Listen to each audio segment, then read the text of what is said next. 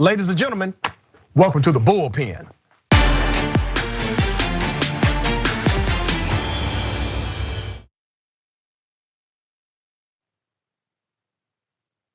In the bullpen today, I have none other than Hannah Cox, who is brand ambassador for FEE, F-E-E Online, and host of Based. We're going to debate college debt forgiveness. Ms. Cox, good to have you on the show. How are you? Good to be with you, Dr. Richey. Absolutely. I don't want to presume what you believe or proclaim about student loan forgiveness. So if you would, give us your background, your thoughts, your ideology as it relates to student loan forgiveness in the United States of America. Sure. Well, I'm so happy you had me on to talk about this because I actually think it's a subject that I can agree with a lot of people on the left about. I myself have student loan debt. I am impacted by this. It's something I care a lot about. I am not in favor of student debt cancellation, even though I have to be totally honest, it would benefit me personally quite a bit. But I don't think it would solve the long-term problems that we face in this country, which are that the cost of college has become too expensive for most people, while simultaneously college degrees have become worth less and less over time. That also would be very regressive to take from basically the working class who does not go to college. We only have about 1 in 3 Americans with a college degree, and force them to subsidize the choices that people like myself have made while we are making more income on average. I think that's a very regressive policy. It's not equitable. And so while I can agree with the root problem here with people, which is that college is too expensive, we need to do something. We're burying people in debt. We are stunting an entire generation and preventing them from economic mobility. I don't think that canceling student loans is the way to go. I do have a lot of other ideas for ways that we could make the cost of college cheaper, which I would love to get into with you. But I cannot support basically throwing more money at the problem when really all the data in front of me shows that the reason college has become too expensive in the first place is because of government involvement in the market and government subsidization and government loans in the first place. So let's talk about that because you and I may actually have some common ground here. I'm a university professor, but I'm also an advocate who says the cost of higher education is too damn high. I'm also one of those professors who works with technical training programs. And when I say work with them, I work with them intimately because I understand that everybody will not benefit from a college degree, but everybody can benefit from knowing how to do something. That's called technical training. And technical skills are becoming more and more needed and desired in the workplace, certifications, etc. So I'm with you on that point. Here's the blind side I see in your argument. So while yes, the cost of education is something that must be handled and it must be dealt with as an ongoing problem, I don't see how taking away the option of either decreasing or eliminating student loan debt is problematic, okay? So let me put it this way. Usually when we have these kind of debates about massive policy like this, we have 4 pillars for the debate. The first pillar is constitutional. Is it constitutional to do? The second is legal. Is it legally allowable? The third is financial. Is there an economic incentive? And the fourth is ethical. Is there an ethical core for doing something like this? So we already know it is constitutional. We know that it is legal under the Act of 1865, which is your Education Act. We do know that it is economical because the 3 groups that will benefit most from a massive college debt forgiveness plan in the United States of America are women, number 1, number 2, people of color, number 3, older borrowers. Those are the people that will benefit the most. It seems as if your argument is because it does not fix the other problem, which I agree it is a problem, the out of control cost of education. Because it doesn't fix that problem, then you should not also apply this solution for debt forgiveness. Is that basically your argument? Well, I first want to disagree a bit that it's economical. You're looking at 1.5 trillion in federal loans for about 43 million people that carry them. The average student loan payment per month is $200 to $300 per month. Now, I pay about $250 a month. Is it pleasant? No. Do I sometimes have to pick up extra contracts to cover that, to live comfortably? Yes. And I've worked multiple jobs ever since I graduated college. But that is my responsibility to pay back. And I do earn more than the average person coming out of high school does. So is it economical to ask this country that is already trillions of dollars in debt to come in and pay $1.5 trillion for 43 million people? There's an opportunity cost there. That's money we're not spending on other things that actually might be more economical, that actually might benefit the vast majority of people in this country. So I kind of have a problem with that mentality, just because a lot of women carry student loans, or just because a lot of people carry student loans. Well, let me ask you this, because in your first analysis, you said that part of the reason why student loan debt is out of control is because of the fault of the government, correct? I do think that's true, yes. Well, why would you not then say the government should bear some of the remedy in making sure that student loan debt forgiveness is a reality? If you can say in your problem dynamic that the federal government is behind the inflated cost of education, which has contributed to the out of control debt that Americans have to carry today, why would you then let them off the hook as it relates to actual application of the remedy to forgive student loan debt? Well, because who you're actually letting off the hook here are the colleges and universities that have been written a blank check by the government, by student loans. And if we just start canceling them all out, what happens? You're going to have a lot more people that are then they're going to start taking on more debt because it's going to be canceled out. Those colleges continue to get a blank check. All the while, their degrees are becoming less valuable. They're selling people a false bag of goods. They're saying you can come and pay us $90,000 for a graphic design degree and come out and make a lot of money, when in reality, these people come out and make $40,000 a year. We have to hold the colleges accountable, and giving them even more government money, even more of a blank check by canceling student loans and having the taxpayers pick up the bill, that lets these colleges and universities run unchecked. The Federal Reserve actually shows that for every dollar of federal student loan aid, colleges raise their tuition by 65 cents. And so this would be something that not only would not address the root cause of the problem, I think it would compound it and enable colleges to keep raising their rates far above what the laws of supply and demand would actually compel people to pay. I think you're conflating two things that do not naturally coexist. You're conflating debt forgiveness to financial aid. Financial aid has created massive cost for colleges and universities. As a professor, I know this firsthand. But when you talk about student loan forgiveness, that does not conflate with actual financial aid or even grant programs in the marketplace where the federal government is the underwriter. Let me bring your attention to something that I do disagree with you on as it relates to the financial or the economic argument. There are three dynamics that would be impacted based on peer-reviewed studies if you forgive college debt. Number one, it will immediately increase consumer spending. The payment of college debt is between $200 to $300 per month, as you have already alluded to. That would increase spending by trillions in the marketplace over the course of 1 year. The federal student loan debt program, if discharged overnight, would also have a massive impact on new entrepreneurs, given the fact that based on a 2020 survey, the reason why half of the individuals with student loan debt have not sought entrepreneurship as an option is because of the debt that they have accrued through student loans. And number three, based on a survey in 2019, another scientific survey, nearly half of millennials said they were delaying buying a home because of their student loan debt. That's nearly half. And we all know that one of the greatest ways to build generational wealth is actually through home ownership. So if you are a renter, you typically have about $5,000 in assets. If you are a homeowner, you have about $221,000 in asset on average. You're telling me that half of the millennials who could be homeowners today are not because of student loan debt. Those are three economic variables that take off immediately based on a forgiveness program. What are your thoughts about that? Well, I think it goes back to the broken window fallacy, where you're only looking at one side of the coin of what would happen here. You still have to pay for this debt. It doesn't just magically disappear because the federal government comes in and says it's forgiven. It also doesn't just stop with the people who currently hold student loan debt. So to say that this wouldn't contribute to federal aid, that's not correct. We're going to continue to see people then have their student loans forgiven, have this debt forgiven. That means we, the taxpayers, are picking up the bill, and we're continuing to subsidize federal student loans at an even greater amount. And I absolutely do think that would contribute to rising tuition costs continuing to skyrocket. But to talk to the other point that you brought up, I think we have to look at what we're giving up here. Whenever we're spending money, there is an opportunity cost. There's something else we're not getting. And if the answer is to just print more money, we already know what happens then. We get more inflation. Our salaries are not worth as much. We can't buy as many goods. We're already experiencing that in the culture right now.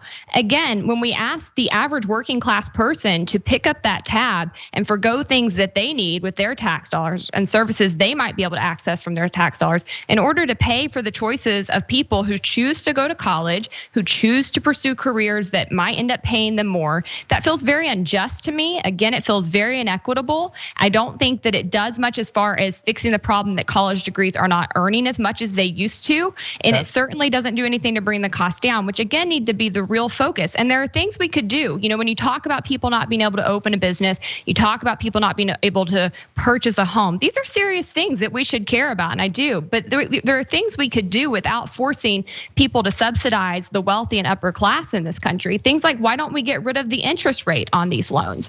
That would immediately solve a huge chunk of the problem for many people. You know, I'm paying 6+% every month in interest on these loans. That makes it a lot harder to pay it off quickly and pay it down. We could also be doing things like incentivizing people to start working to repeal many of these barriers to actually getting a good job at the state level. We don't even need the federal government for some of this. There's many things we could do to get barriers out of the way, like occupational licensing and other regulations that prohibit people from simply graduating from college, earning a skill, and going to work. And then thirdly, I think we could start looking at what is driving up the cost of college outside of tuition, and that's living expenses. When you look at the average debt somebody holds in this country, it's about $37,000 in America. What I find interesting is that in Sweden, where their college is free, the average person who attends their college carries $21,000 in loan debt still. Why is that?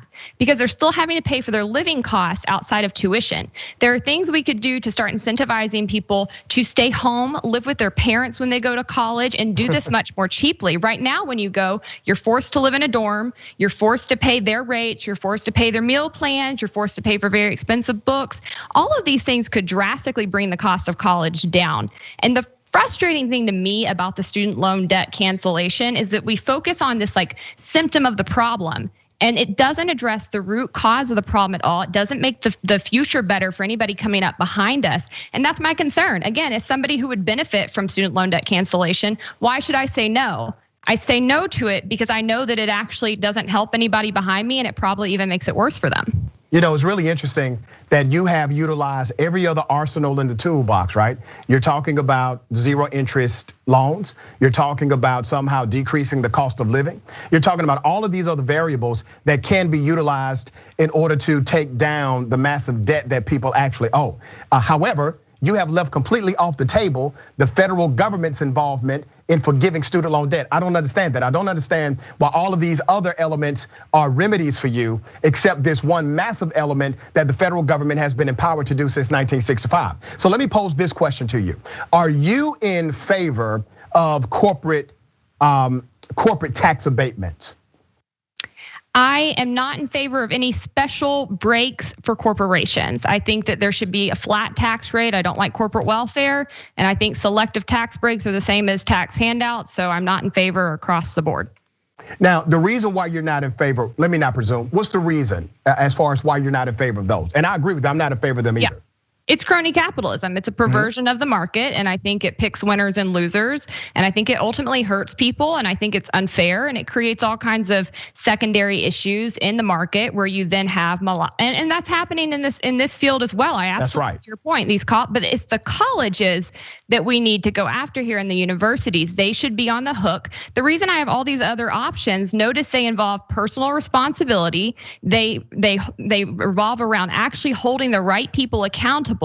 And they revolve around things that government can do to reduce the debt without actually forcing other people to pay for it. Now, why should somebody else have to pay for debt that I took out? Yes, government has tinkered with the market. Yes, government has enabled colleges to make the cost of tuition too expensive. But is that my neighbor's fault that I chose to buy into a kind of a crony scheme? I don't think so. That's really interesting because once again, you articulated the problem as being partly as a result of the federal government itself. But when it comes to the federal government creating the remedy for the problem, you're now saying that because of who you are as a taxpayer, you should not be involved in paying the taxes or paying the debt associated with the out of control college loans that the federal government was involved in making problematic. Here's that argument on the other side, okay? This country goes to war all the time. I don't agree with those wars. This country makes financial decisions with my money to have positions of prestige and honor for Confederate monuments. That's my tax dollar. I don't want to pay for that crap, but it does, right? So you now want to make the argument that somehow a program that you admit is out of control and problematic for American citizens because of the federal government. You don't want the federal government being involved in the remedy of that program. You want mothers and fathers to have kids stay at home. You want to change how dormitories operate on school campuses, which I'm not saying those are bad things. I'm just saying, why not put that in concert with the reality of the federal government? The federal government doesn't pay for anything. We do.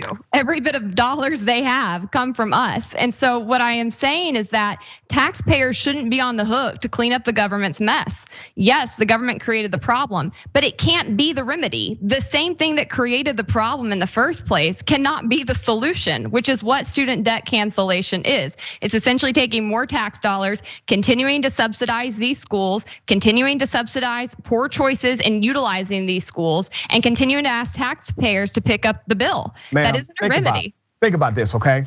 The vast majority of Americans were against the war in Afghanistan. They were against invading Iraq. The vast majority of Americans were for things like Meals on Wheels, which the previous administration was against. So there has never needed to be public sentiment for how the American government spends our taxpayer dollars. I don't see you all jumping up and down about those elements. And let's be very clear, about 50% of Americans are for student loan forgiveness programs in America. And more than 50% of Americans are for either some level of abatement, a decrease or bottoming out of the interest, or forgiving it altogether. So the vast majority of Americans are for a solution here. So when you talk about Americans actually footing the bill, well, in this case, unlike other things that we pay for through our tax dollars, the vast majority of Americans are on board with this. That might be so, but that again that's not a principled response to how we should handle things. The vast majority of Americans have been in favor of many terrible things throughout our history. How was it not a principled response? The reason that you see these people gravitating towards student loan cancellation, it's the only option they're being presented. I don't hear any other of our leaders coming out and saying, here's X, Y, Z of what we could do to actually address the root cause of the problem. Here's how we could actually make college more affordable. Here's how we could actually cut down on the stress that we're asking people to repay over time. Here's other solutions. That's never brought up. It's either that's not true. Cancellation or nothing. And so of course, when people are presented with only one option, they're going to gravitate towards it. That's not true. I want you to do some research on something called the American College Promise Act. The American College Promise Act, which was it did not even receive a floor vote.